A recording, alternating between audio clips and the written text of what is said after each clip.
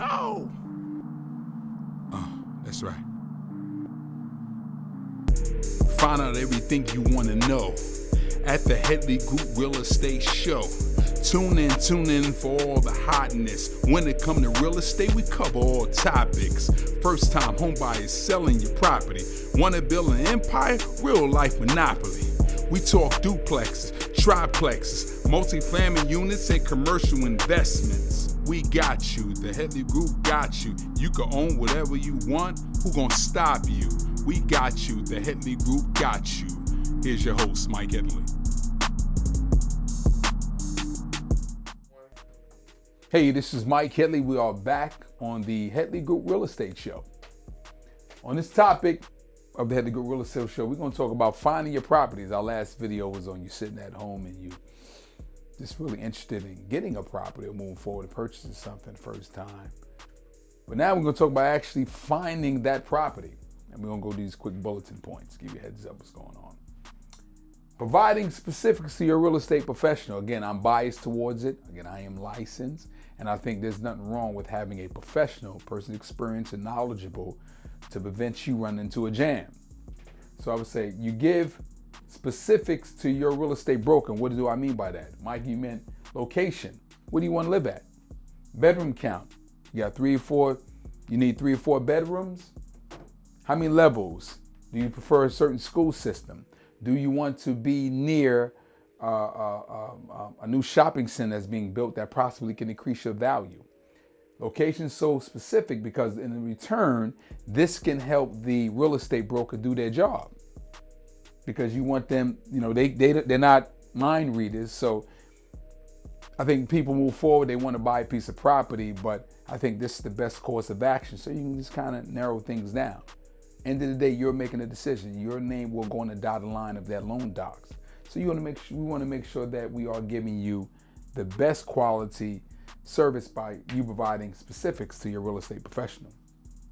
So now we get to the most important point of making an offer, right? So now we say, okay, we found the property, want to move forward. We want to make an offer on that home. So the negotiating, which your real estate professional will help you with, well, ultimately, this is when their strength comes into place. So when we negotiate terms, what do we mean?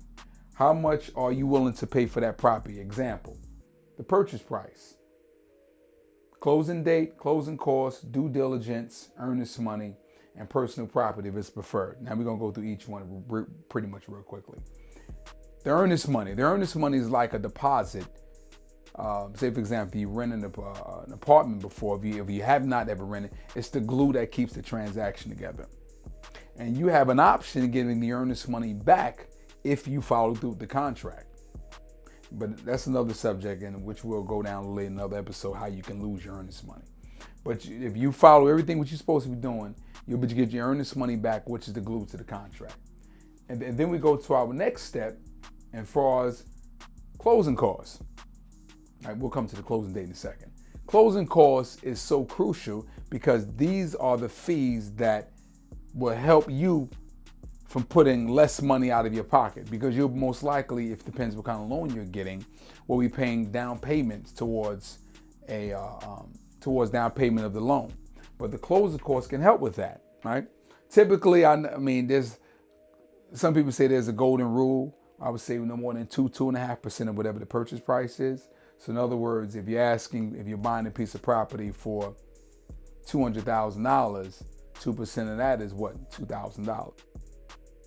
2.5%, kind of the golden rule, which is the you want to ask for in closing costs. Well, your real estate professional should know that. And again, it varies. So due diligence period, and that is a period you have an opportunity to do all your inspections, and you're paying for that. So in other words, you'll say to the seller, hey, I want to buy your property, take your house off the market, and I'm going to give you a fee for your time. And again, that can vary, $500, $600, $700, $800, up to $1,000. And again, everything's negotiable. And then you got your closing date. When can you close? And I think that you have a great conversation with your lender and see exactly what is a great time for them to close. Typically, somebody say 30, 35 days, up to 40, 45 days, all contingent on what kind of loan you got. So now, and then we go to the personal property. right? Say if you want the refrigerator, you might want the washer and dryer. You might want a TV. You might want the personal shed in the back. All of this is negotiated. Again, personal property. You can ask for that if you want to. It's all goes with the whole terms of your offer. All right. So then we go to our next section. So now when we talked about the location is so important. Location, location, location. I think this is the part where a lot of people, when they purchasing property, kind of miss and they forget. Well, we're gonna dive into it. See if you really like that area you're gonna be in terms of thinking, if I had to resell this property, will I have any problems? Is this very convenient? What we talked about next to a great school system. Can you deal with the traffic count? You need to take a look into that. Drive around at different times of the day, because you may go on a Sunday when it's 2 o'clock in the afternoon and it's quiet. You might be like, oh, this is great right here. But then come Monday morning, it's like hell. So you might want to be conscious that different times of the day, you want to check and see what that traffic count is like. And the neighborhood noise. Again, a Sunday, businesses are closed, things is quiet. Next, you got that contract on that property and you want to move forward with it. You find out there's 3 plants about 3 blocks away, sending out all kinds of pollution in the air. There's probably a drum company up the block. Can you deal with all of this noise, right? Particularly if you may have pets. They may kind of get the pets riled up. Can you deal with your neighbors? They might have 6 or 7, pets who's making some serious noise over there. Can you deal with that? You got to survey all of that. Commute time. What does that flow of traffic look like to work, all right? Or wherever you're going. You typically on a Sunday, Saturday, or in the evening time, you might take about 10, 15 minutes to get here. But then you find out it was really taking you 45 minutes. Disrupt your whole process with work. You got to think about that. So when you're going through your property, now that you found it, these are the great steps that you need to look at. Listen, this is Mike Headley on the Headley Group Real Estate Show. We in the era of reviews of social media. Give me the thumbs up. We'll see you next time on the Headley Group Real Estate Show. Take care.